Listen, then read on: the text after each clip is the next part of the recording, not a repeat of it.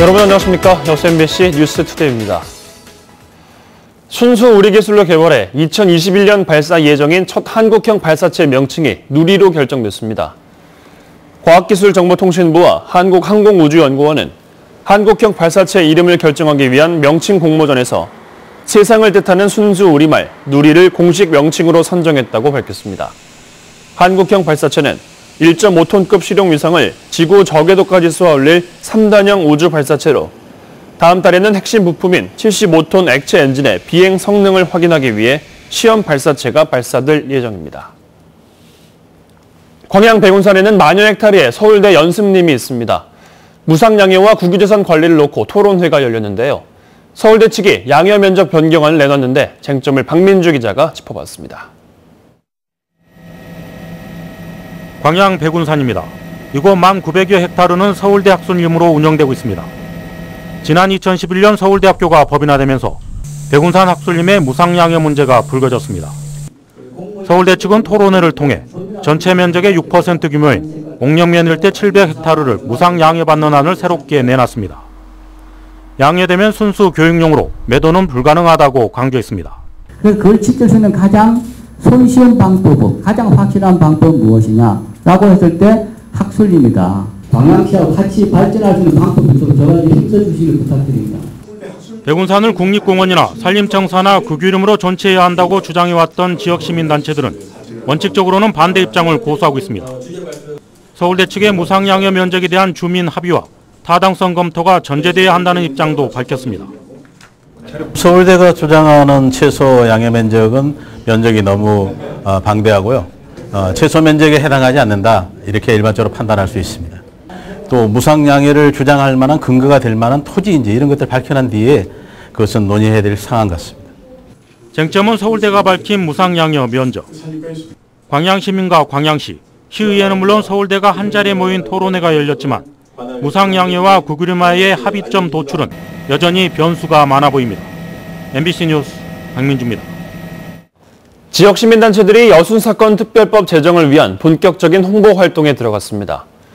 여수와 순천, 광양 등 전남 동부 6개 지역 시민단체로 구성된 여순사건 특별법 제정 범국민연대는 어제 순천역 광장에서 캠프 개소식을 열고 특별법 제정을 위한 홍보 활동과 서명운동을 시작했습니다. 범국민연대는 이와 함께 여순사건과 관련한 국회 학술행사와 교섭활동을 추진하고 다음 달에는 청와대 국민청원을 진행할 계획입니다. 전라남도의회가 광양만권 해양생태계 보전투기를 구성해 본격적인 활동에 들어갑니다. 전남도의회는 어제 본회의를 열고 여수 출신 이광일 의원이 대표 발의한 광양만권 해양생태계 보전특별위원회 구성 결의안을 가결했으며 내년 3월까지 간담회나 현지조사 등 특위활동에 나서고 필요한 경우 6개월 연장할 수 있습니다. 도의회는 이에 대해 광양만권의 지속 가능한 발전을 위해 해양 생태계 변화와 주요 오염원을 심층 조사하고 해양 환경 보전을 위한 정책 대안을 마련하겠다고 밝혔습니다. 고수온이나 태풍으로 인한 피해 복구비가 실제 복구비에 턱없이 부족하다는 지적이 나왔습니다. 전라남도는 이를 개선하기 위해 지원 단가 현실화를 건의하기로 했습니다. 최우식 기자입니다. 지난 7월과 8월 태풍과 고수온으로 어업 분야의 피해가 심각했습니다. 피해액만도 태풍이 완도와 여수 등 7개 시군 404개 어가에서 378억 2,400만 원, 고수온도 신안 여수 등 5개 시군 157어가에서 249억 8,800만 원에 이릅니다. 특히 최근에는 기후변화로 인해 이 같은 어업재해가 빈번해지고 대형화하는 추세입니다. 더 큰 문제는 어업 피해 복구비가 실제 복구비에 턱없이 부족하다는 겁니다.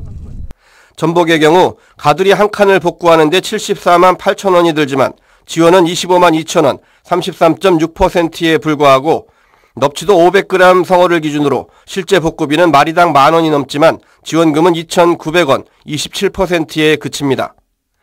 어류의 경우는 성어와 치어로만 구분돼 8개월을 키운 넙치도 500g이 안 되면 마리당 521원만 지원됩니다.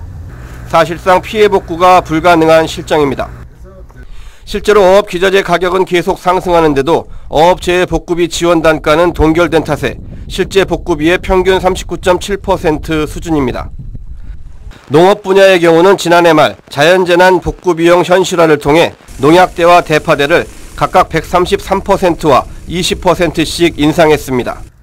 전라남도는 이에 따라 시군과 어업인들의 의견을 수렴해 피해복구 지원 단가 현실화와 생물 중간어 지원 단가 신설 등을 건의하기로 했습니다. 매년 어업재해가 발생하여 어업인들의 부담이 가중되고 있는데 피해 복구를 위한 주요 양식 품종의 지원 단가는 2015년 이후 통계되어 있고 1년 가까이 키운 중간 물고기가 성어로 인정받지 못하고 취어 가격으로 지원되고 있으므로 전라남도는 또 태풍 피해 어가에 대한 특별 융자 지원과 입식 미신고 피해 어가에 대한 지원 대책 등 어업 분야 피해 복구에 대한 개선 방안을 종합적으로 요구할 계획입니다. MBC 뉴스 최우식입니다.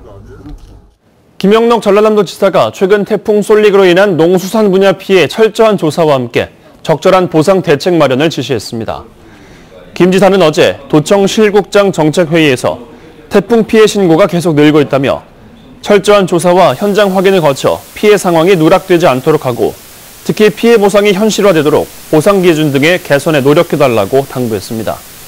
한편 김 지사는 추석을 앞두고 유관기관과 협조해 체불임금 청산에 최선을 다할 것과 추석 성수식품 위생관리, 다중이용시설이나 전통시장 안전관리도 다시 한번 강조했습니다. 포스코가 철강사업 고도화와 신성장 사업에 앞으로 5년간 45조를 투자합니다.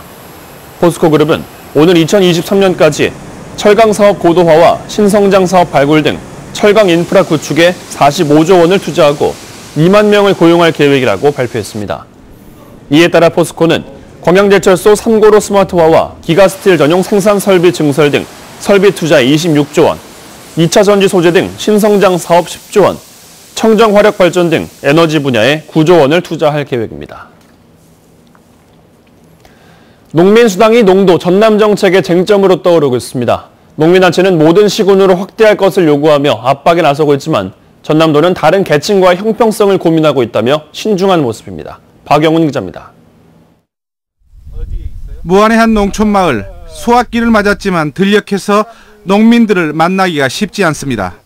이 마을에서만 지난 30년 새 주민수가 절반가량 줄었고 젊은 농군을 찾아보기가 쉽지 않습니다. 시골 힘들고 노력한 것만큼 안 나온 게 많이 도시로 빠져나가고 있거든요.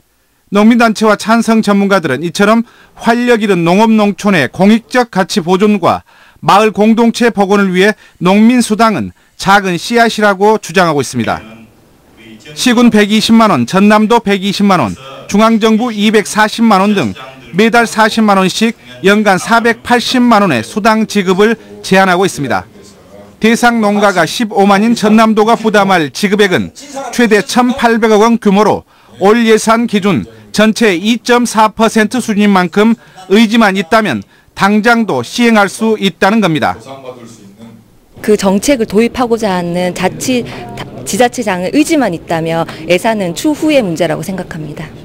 역시 직접적인 소득, 조건 없는 소득 보장이기 때문에 WTO라든가 FTA 규정에 전혀 상관이 없이 보장될 수 있습니다. 전남도는 취지는 공감하지만 어민, 청년, 자영업자 등 다른 계층과의 형평성과 재원 확보를 고심하고 있습니다.